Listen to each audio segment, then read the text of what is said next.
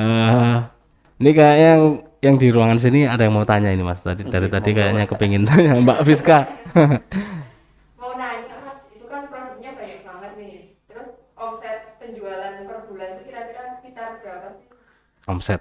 Untuk omset nggih. Iya. Kalau untuk omset nggih, nanti ini yang susu aja ya. Yang sekitar susu itu kan kita sekarang per bulan bisa sampai 1.250 sampai 1.300 botol.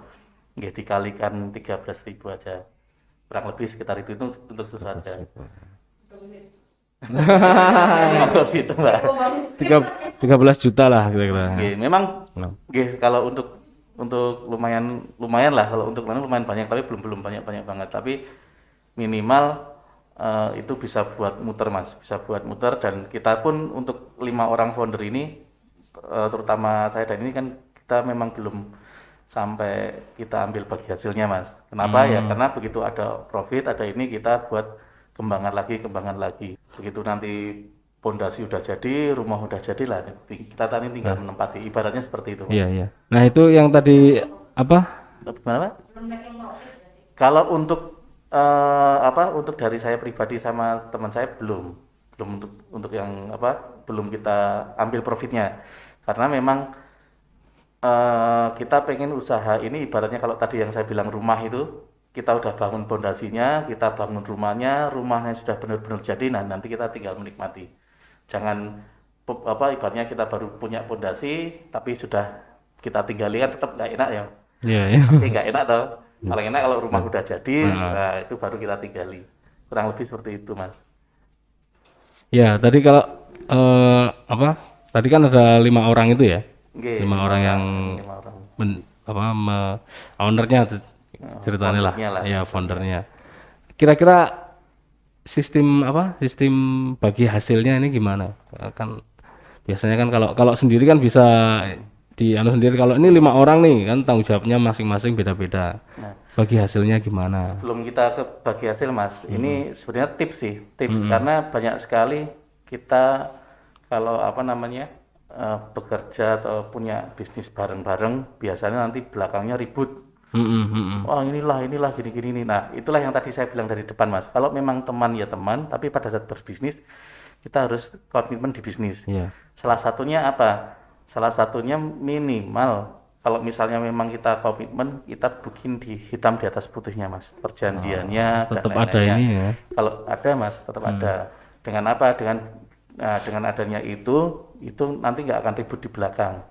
Terus eh, tips yang kedua ya kita harus benar-benar pilih-pilih. Kalau misalnya yang pengen banyak gabung sebenarnya banyak Mas. Cuman ada beberapa yang mungkin karakternya orangnya pendiam gini-gini terus nggak pernah terus terang akhirnya jadi masalah. Itu malah saya hindari Mas. Saya biasanya malah lebih seneng orang yang belak-belakan di depan.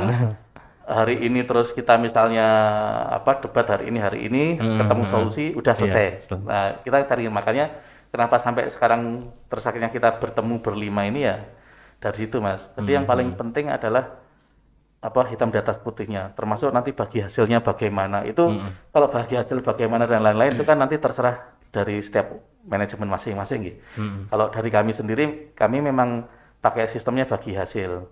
Kenapa ya? Karena tadi dari awal sudah saya bilang kita kepengen jalan bareng-bareng. Jadi nggak terus yang satu dapatnya lebih banyak, satunya yang ini nggak. Kita benar-benar bagi hasil. Jadi kayak gitu Mas, kurang lebihnya Mas. Untuk investor itu Untuk kedepannya mungkin iya, tapi untuk sekarang kita benar-benar pengen merapikan dulu Mbak. Kalau misalnya nanti sudah sudah sistemnya, terus ya kayak tadi kita rumah udah jadi, ini udah jadi, itu enak. Dari nyewake. Siapa yang mau ini, siapa yang mau? Karena kita tidak mau ada investor yang terus datang ke kita, terus ke kita. Cuman kita tidak bisa memberi kejaminan atau kepastian buat dia misalnya. Ya. Sama Mbak, karena dalam hal UMKM ini atau dalam hal bisnis yang kita utamakan adalah kepercayaan Mbak. Karena kepercayaan itu paling susah. Ya. Betul. Mantap, mantap. Oke, Mas Odeng. kira-kira pernah apa tantangan seperti apa yang pernah dihadapi selama menekuni bisnis ini? Kemudian solusi untuk memecahkan tantangan atau masalah itu gimana ini? Kan ada 5 orang nih bareng-bareng nih. Oke. Jadi kalau kami berlima Mas, kayak hambatan tantangan itu sebenarnya akhirnya kita buat bukan sebagai hal yang harus dihindari, tapi ibaratnya itu adalah eh, pelajaran. Cara berpikir kita ubah seperti itu Mas. Kalau ibaratnya anak-anak belajar itu, ketika anak kecil belajar untuk membaca itu kan tantangan dia, Iya, tapi sebenarnya dia proses belajar betul. Makanya untuk kita begitu ada hambatan tantangan ya kita anggap itu suatu pelajaran. Nah, salah satu contohnya yang tadi pernah saya sebutkan itu eh, sedikit ada tertipu misalnya Mas. Ya bukan tertipu sih, mungkin karena kita belum tahu ya, belum tahu Terlalu polos ya. terlalu polos misalnya. Ya, jadi kita kita mau baru beli kambing, beli domba nih pas waktu itu kita mau beli domba, terus dibilangin dombanya bagus gini nih. Begitu kita beli dengan harga yang lumayan mahal, kita udah jual kambing nih Mas, terus kita mau beli lagi dengan yang dengan kondisi hamil, dengan harga yang agak lebih tinggi. Ternyata dombanya kalsiumnya kurang, ininya kurang. Seperti itu Mas. Terus tantangan kan jadi tantangan.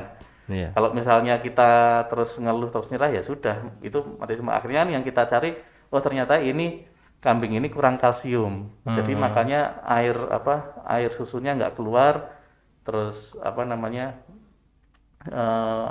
jadi rawan kematian buat induknya atau ininya misalnya kayak gitu Mas. Berarti kan salah satu kalau cara mengatasi kekurangan kalsium itu apa misalnya. Nah, itu kan jadi belajar Mas. Jadi seperti itu kurang lebih. Oke. Terus misalnya untuk penjualan susu sama karena image kambing kan perengus ya Mas ya. Iya. Susu kambing. Biasanya Oh, perengus ya. nah, makanya kita mencari cara bagaimana caranya biar kita bisa sangat minimalkan bahkan menghilangkan perengusnya. Oke. Biasanya itu Mas. Makanya terus caranya bagaimana untuk menguji kualitas kita misalnya. Kalau yang kemarin kita jalankan di susu, jadi selama kita perah itu Mas, kita perah dari awal sampai beberapa bulan, kita tidak menjual rasa Mas. Kita benar-benar original. Original ya. Kalau original ini orang-orang udah pada suka, karena apa? Baunya tidak perengus, terus gurih dan ada gurihnya, ada plain-plainnya gitu misalnya. Nah itu baru kita kasih rasa. Nah kenapa kok sekarang kita ada kasih rasa? Karena dari beberapa bulan itu komplainan dan lain-lainnya sudah mulai tidak ada.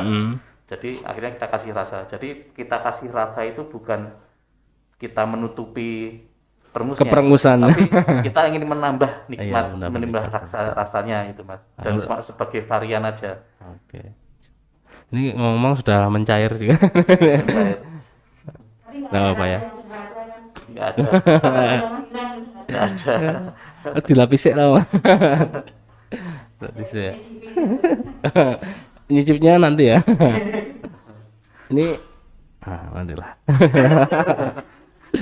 Oke, Mas Odeng. Nah, ngomong-ngomong soal bisnis kan biasanya banyak yang kesulitan di pemasaran. Kayak yang baru mulai ini biasanya, lah nanti pemasarannya gimana? Nah, ini kalau dari Lumut Sutra sendiri, nah ini kan banyak nih yang produknya. Kira-kira pemasarannya di mana? Apalagi di Purworejo ya. Purworejo ini kabupaten yang kecil gitu ya. Kira-kira gimana pemasarannya? Untuk pemasaran kita ini Mas, kita manfaatkan sosmed, sosmed ya? Sosmed ya? Medsos ya? Sosmed apa medsos ya? Ya pokoknya itu lah Mas ya. Pokoknya itu kita manfaatkan itu. Jadi ada beberapa medsos misalnya kayak Instagram, kayak YouTube dan lain-lain itu kita manfaatkan di situ. Tetapi kita tidak melupakan offline-nya Mas. Kenapa? Karena sekarang misalnya memang sekarang zamannya medsos, zamannya gini. Sekarang saya tanya yang bisa medsos itu berapa orang? Yang berapa orang? Terus followernya ada berapa? Misalnya kayak Instagram kami itu followernya cuma berapa? Sedangkan penduduk Purworejo ada berapa? Makanya kami bisa tidak melupakan offline. Offline-nya dengan cara misalnya kayak dulu kita menggandeng, kita kolaborasi dengan teman-teman yang suka bersepeda, kita bersepeda bareng, terus sampai di daerah tertentu kita membagikan susu, misalnya seperti itu, gitu. Mas. Jadi banyak cara sebenarnya, banyak cara. Selain di online juga jangan lupakan lupa yang offline-nya. offline ya. Karena rata-rata ya orang masih tanya warungnya sebelah mana sih gitu kan biasanya. Betul, ini ya. pengalaman saya sendiri malah Mas. Jadi yang datang ke warung itu banyak yang kadang dari Magelang, dari Jogja, dari ini, tetapi kiri kanan saya kadang malah pas begitu dia tanya kemana, loh emang tuh warungnya sebelah mana sih? Padahal di sebelahnya. Nah, itu pengalaman. Jadi makanya apa untuk medsos dan lain-lainnya secara itu sangat penting Mas. Tapi jangan pernah lupakan offline-nya. Iya, iya. Yang kita kiri kanannya dengan salah satu contohnya lagi misalnya untuk delivery misalnya. Delivery saya coba cari kendaraan yang sedikit unik terus kita tempel ininya, tempel stiker ininya. Jadi begitu pas lagi delivery orang di lampu merah lihat, oh itu apa sih atau apa sih? Itu salah satu bentuk marketing offline-nya Mas. Dan itu efektif. Efektif juga ya. Enggak, itu nggak efektif. Ada budget promosi nggak? Budget promosi selama ini sebenarnya tidak kita budgetkan. Kita lebih memilih untuk beberapa promosi-promosi gratis. Nah, makanya kita sampai dulu pernah ada kunjungan itu bukan karena kita terus ada budgetnya, tapi karena teman-teman kita untuk yang bagian medsosnya itu kita aktif Mbak, kita aktif melihat misalnya di medsos di Purworejo itu yang bagian misalnya kayak ini kan kita makanan gitu. Misalnya untuk makanan dan ini siapa sih yang sering ada promo gratisnya, terus untuk beberapa public figure itu siapa yang sering bikin, ayo bikin ini nanti tag saya nanti saya repost misalnya gitu. Nah seperti itu Mas, itu harus sering dipantau. Itu lumayan untuk apa namanya untuk jadi promo gratis. Alangkah lebih baiknya lagi kalau sudah ada budget untuk promo itu bisa lebih jalan lagi. Tapi kalau memang belum bisa ya masih ada jalan lain. Makanya kembali lagi mau atau tidak itu aja. Ya. Kemarin saya lihat-lihat di Instagramnya. Ini saya lihat kemarin ada ini ya, sudah kedatangan tamu juga dari siapa, dari Jejak Si Gundul ya. Serambi, warung Serambi ya. Jadi ini khusus makanan-makanan kambing. Maksudnya ada sate wedus bakar, gulai wedus, tengkleng wedus, rica-rica wedus, kulit wedus pun ada.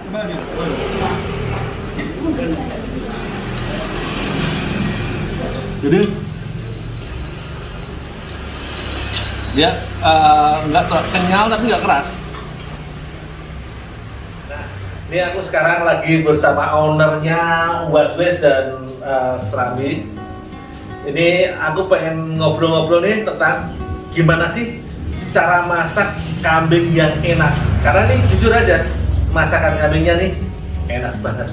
Jos gandos pokoknya. Sudah pernah didatangi Jejak Si Gundul dan memang gundul beneran ya. Beneran. Ini ceritanya gimana? Dulu awalnya kok bisa kedatangan si Mas Heru ya namanya, Mas Jadi Heru dulu Gundul itu. kalau untuk Mas Heru Gundul ini dulu awal-awalnya memang ada program syuting di Trans 7.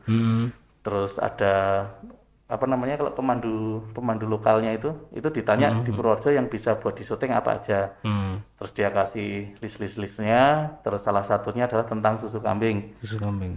Mungkin buat pikiran orang kan kalau susu kambing ada di daerah Kaligesing. ini yang memang sudah dari dulu. Iya. Nah, disitulah fungsinya kita juga sering mantau di medsos sama di offline-nya, Mas. Nah, ternyata begitu pemandu lokalnya tanya kemana-mana, rata-rata malah menunjukkannya ke tempat saya. Tempat saya akhirnya jadi syuting di sana. Nah, Tahun berapa itu? aduh, tahun berapa itu Mas ya? 2019 kalau nggak salah, 2019. atau 2020 sebelum pandemi. Oh iya. Sebelum pandemi itu. Nah, terus gara-gara itu dan ternyata beliau senang sama rasa susunya, akhirnya sampai sekarang beliau sering pesen, sering kita bawakan ke sana. Kalau dihitung-hitung mungkin orang akan ngitung ya, paling dia cuma pesen berapa botol diantar sampai ke rumahnya, misalnya ke Jogja gitu kan. Jogja ya. apa nggak rugi ongkirnya. Nah, itu biasanya jadi Sekarang pertanyaan. saya balik dengan hanya ongkir, misalnya kita ongkirnya paling cuma berapa sih? Sebenarnya kan kita bisa dapat promo yang lain. Nah, Iya, seperti iya, itu betul Mas sekali, sebenarnya. Dan sampai sekarang sering Sampai sekarang sering sering pesen, saya lihat juga kemarin bikin YouTube dia di konten Nggih, YouTube di betul. Was-Was ini ya. sering pesen dan akhirnya apa namanya pas kemarin kita buka, saya pikir mau mampir itu karena memang dari mana terus mau mampir, ternyata mah dibuatkan kontennya gitu. Oh, Kalau ada teman-teman yang bilang, wah budgetnya berapa? Oh. Serius kita tidak apa namanya, tidak keluar budget sama sekali. Promo Gitu. gratis ya. Ada promo gratis. Betul. Nah, Oh, Pak Ganjar juga termasuk pernah Pak ya? Ganjar dulu kenapa bisa datang ya? Itu yang tadi saya bilang. Sebenarnya banyak public figur yang kadang sering membuat status atau nah, terutama beliau Pak Ganjar ini kan sering ada yang namanya lapak Ganjar gitu. Iya, Lapak iya. Ganjar. Nah, itu Di kan pandemi dia nanti kemarin rame ya. tinggal temanya apa. Nah, begitu temanya tentang peternakan, kirim, ternyata dipilih sama beliau dan ternyata nggak cuma dipilih, ternyata dikunjungi. Kunjungi juga ya. Oke, betul. Karena ternyata salah satu manfaat susu kambing ini adalah untuk pernafasan. Oh, Salah satu iya, pernafasan. iya, iya. Jadi wabah sekarang kan berhubungan sama pernapasan ya. Heeh, iya, Wabah yang betul. sekarang kita terjadi ini berhubungan sama pernapasan. Jadi banyak pasien-pasien yang apa? Customer kami itu banyak yang pasien-pasien COVID. Heeh. Terus pada saat dia penyembuhan atau ini salah satunya menggunakan susu kambing. Ini bagus untuk pernapasan ya. Bagus Mas buat pernapasan. Bisa imun itu. Terbukti ya. Banyak. Coba mari kita buktikan. Sekali lagi ya. Saya sendiri CU Anggur Laras tuwo ngrembaka mun pangati. Oke, terima kasih Mas Uting. sama Mas. Nah, kita jumpa di video berikutnya. Jangan lupa like, komen, dan Subscribe. subscribe. Oke. Terima kasih. Salam solidaritas.